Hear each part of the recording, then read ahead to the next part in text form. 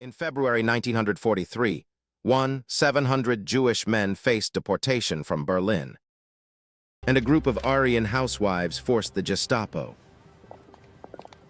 to release them. They stood in the freezing rain outside the Gestapo headquarters on Rosenstrasse, clutching handkerchiefs and wedding rings. How did a handful of women stare down machine guns and win the only public protest that halted a Holocaust deportation? In Nazi Germany, Elsa Holzer, a 38-year-old seamstress, had married her Jewish husband Erich. In 1935, defying the Nuremberg Laws that criminalized their love. When the Nazis launched the Fabrikaktion, Erich was seized at his factory and taken to the Rosenstrasse prison. Elsa learned of his arrest from a neighbor who whispered the address through a cracked window.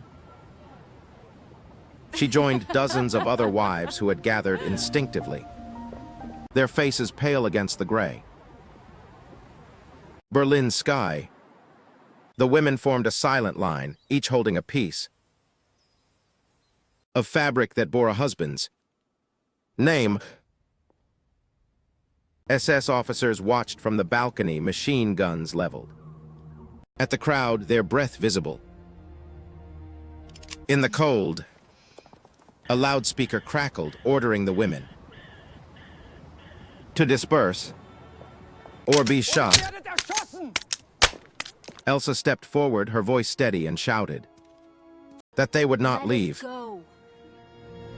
until their husbands were freed. The crowd swelled as passersby, factory workers, and even some German soldiers slipped into the line. For 7 days and nights the protest endured, the women sleeping on cobblestones, singing lullabies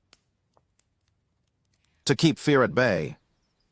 Each morning the Gestapo threatened deportation trains. Each evening the women answered with louder chants. Inside the prison, Erich and the other men heard the chorus and felt hope